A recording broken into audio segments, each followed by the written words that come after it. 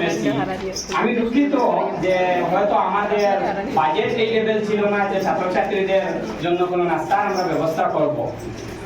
আমি কেন বারবার এই ইনস্টিটিউটের সঙ্গে নিজেকে জড়িয়ে দেখি, হাফিজুর ভাইয়ের প্রথমে যখন আমাদের সেন্টার এখানে ছিল তখন থেকে এখন পর্যন্ত যদিও আমরা বারবার আসতে পারি না, কিন্তু আমি নিজের ইনস্টিটিউট মনে করেই এখানে আসার চেষ্টা করি আলহামদুলিল্লাহ।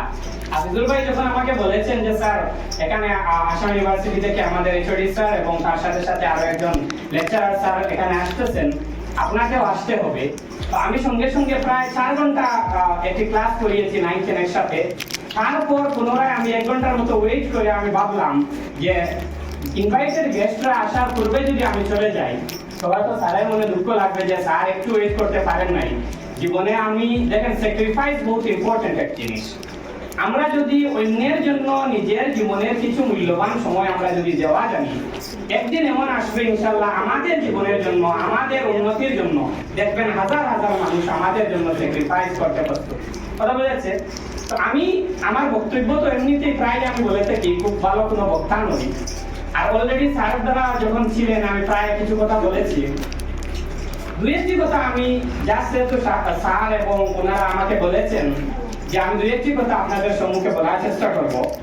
দেখেন আমাদের স্যার অনেক লম্বা বক্তব্য দিয়েছেন, সারমর্ম হিসাবে দুইটি কথা আমি এই বক্তব্যের বলছি। সবকিছু ট্রান্সলেশন করে বলার এখন সময় নেই। অলরেডি প্রথমেই বলেছি যে ছাত্রছাত্রীদের এনার্জি লেভেল অনেক ডাউন হয়েছে, অনেক লম্বা সময় থেকে ওনারা আপনারা বক্তব্য শুনছেন।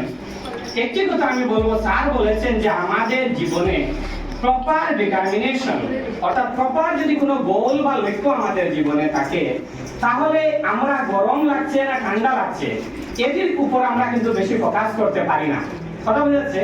তো স্যার বললেন যে বাইরে এই সময় আমরা মনে করবো যখন বেশি গরম লাগবে যে বাইরে এই ঠিক সময়ে রাস্তার মধ্যে অনেক মানুষ পাথর ভাঙছে, কাজ করছে, কিন্তু আমরা একটি বিল্ডিং এর ভিতরে একটি ছাদের নিচে বসা আছি। তো আমাদের এইভাবে কি হয়, আমাদের দরিদ্র লেভেল যেটি আছে এটি ইমপ্রুভ হয়, আরো ভালো হয়। আমি একটি কথা বলবো, জীবনে দেখেন যদি আমাদের প্রপার লক্ষ্য থাকে তাহলে আমরা অনেক সময় অনেক কিছু স্যাক্রিফাইস আমরা করে ফেলি, আমরা বুঝতে পারি না।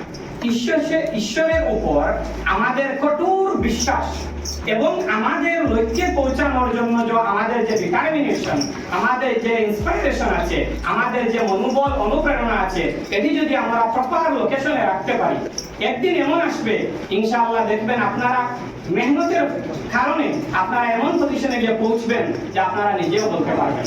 এবং জীবনের মধ্যে আল্লাহ তাবারাকা ওয়া তাআলার উপর যদি আমাদের বিশ্বাসটা অটুট হয়, আমরা যদি বিশ্বাস করি যে আমরা যে মেহনতটা করছি, আমরা যে ধৈর্যটা ধরছি, আমাদের জীবনে কষ্টটা করে যাচ্ছি, ইনশাআল্লাহ একদিন আসবে আল্লাহর উপর আমাদেরকে, ঈশ্বরের উপর, আমাদের ধর্ম যেটি হোক না কেন, ঈশ্বর সবাইকে একই ঈশ্বর সৃষ্টি করেছেন, একই আল্লাহ সৃষ্টি করেছেন। কথা বুঝেছে? আমাদের সেই সৃষ্টিকর্তার উপর বিশ্বাস রাখতে হবে যে যদি আমরা কঠোর পরিশ্রম এবং বিশ্বাসী হতে পারি, একদিন এমন আসবে জীবনে যে আমরা বুঝতেও পারবো না কিভাবে আল্লাহ আমাদেরকে কামিয়াব করেছেন, আমরা আমাদের লক্ষ্যে পৌঁছতে পারবো। আমি এই কথা বলে আমার সংক্ষিপ্ত বক্তব্য এখানেই শেষ করলাম। আসসালামু আলাইকুম।